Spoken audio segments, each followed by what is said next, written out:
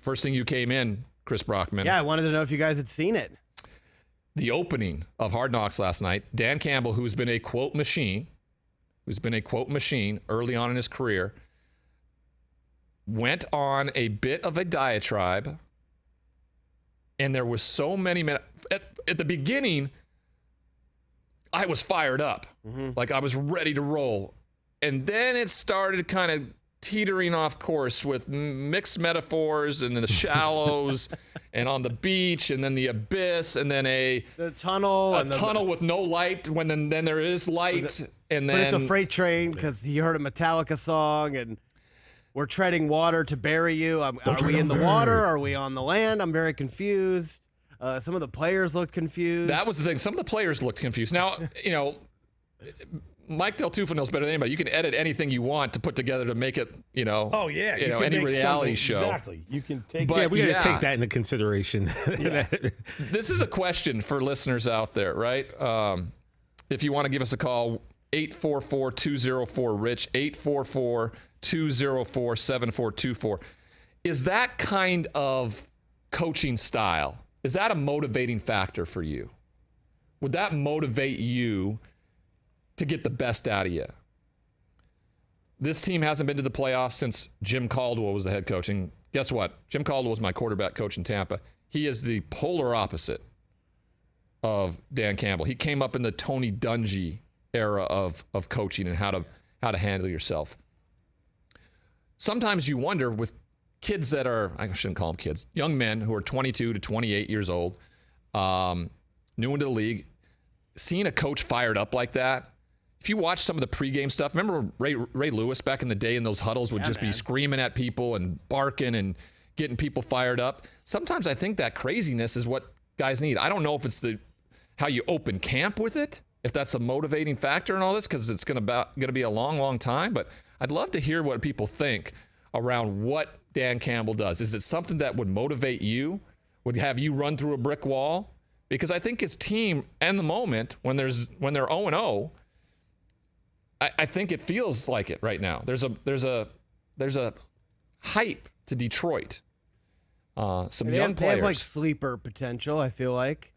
Especially in a division where the Chicago Bears look like they're sliding down a mudslide and there's no stopping it in any way, shape, or form. Kind of a bottom 5 team, and we don't know what Minnesota's going to look like. We all assume Green Bay is going to be kind of there. But yeah, that was kind of my thought while I was watching the episode. We all kind of play, not to your level, but TJ and I played high school and some a little bit in college. And it's just like, does that do it for you as a player? This type of Dan Campbell kind of, he's very passionate. I don't believe it's phony watching the episode. And just, what he talked about last year, I believe that's really who he is. He played in the league. He was a Bill Parcells guy down in Miami and then learned under Sean Payton in New Orleans. And so I really believe that's who he is as a man and as a coach. But I'm just wondering, like, would that do it for you? That type of just like all these mixing metaphors and the screaming and then right in your face. And I love you, man. I think about you guys 24/7. I don't know. Just maybe at 22 that would have done it for me. But at 42, I'm just like, just leave me alone. Let me get to work. But at 42, you're not 42. Playing football. Let me do my job. You're only 42? Oh, man, I look 32. Come on, bro.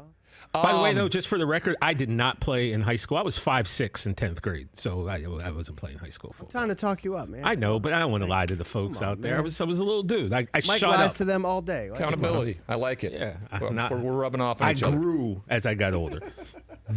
Yeah, but give us a call for real. Like, would this coaching style work for you? Yeah, what is your coaching style? What would you run through a wall for? A guy that is in your ear constantly about just motivational things. I love you. You got to be better. This is that. One day at a time. We're going to get better. 1% better tomorrow. Or is it someone like Belichick or Kyle Shanahan, just someone who's kind of more, not subdued, but just like, we're on a different level and we're kind of talking to you in a regular, normal voice most of the time.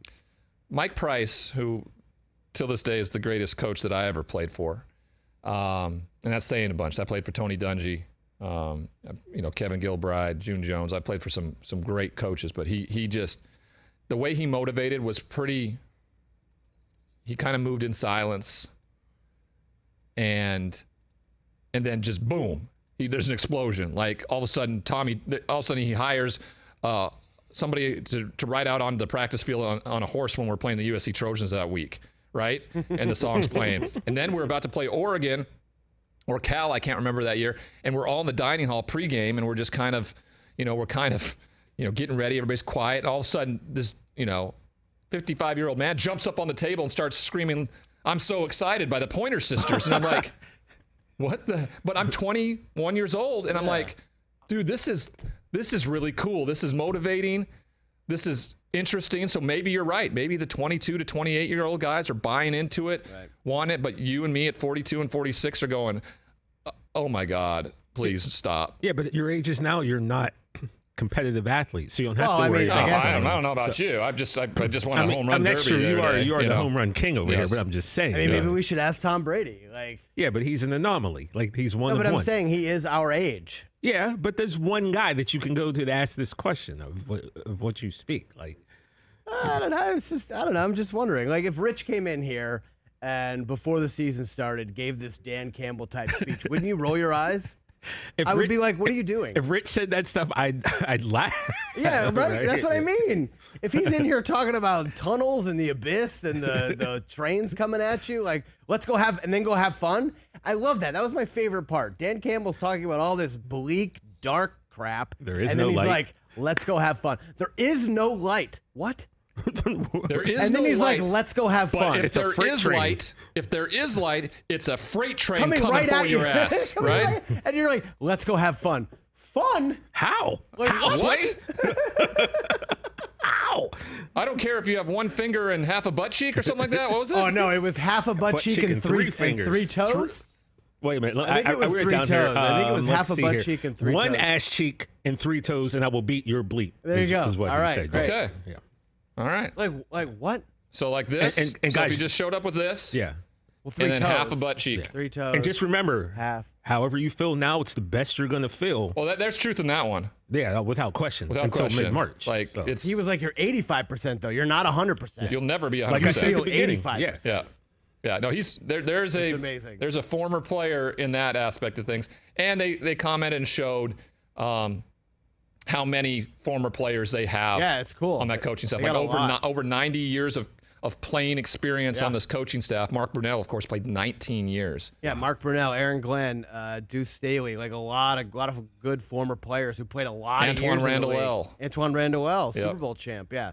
So I mean, look, the Lions are fun. Hard Knocks kind of sucks you back in.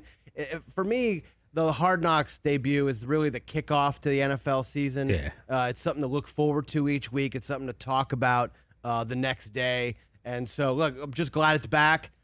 We didn't see any sprinkler ticking last night, Mike, which was a little disappointing. But it's nice to hear Liev's voice and then the music. I can't get enough of the Hard Knocks Liev music. Schreiber, iconic voice, right? Iconic. Yeah. I would love him. I would love for him just to do a voiceover for something for me. A day? Just for a day driving in my life. Car. Yeah. It would be great. Yeah. But Ryan Leaf decided to make a left turn. Right.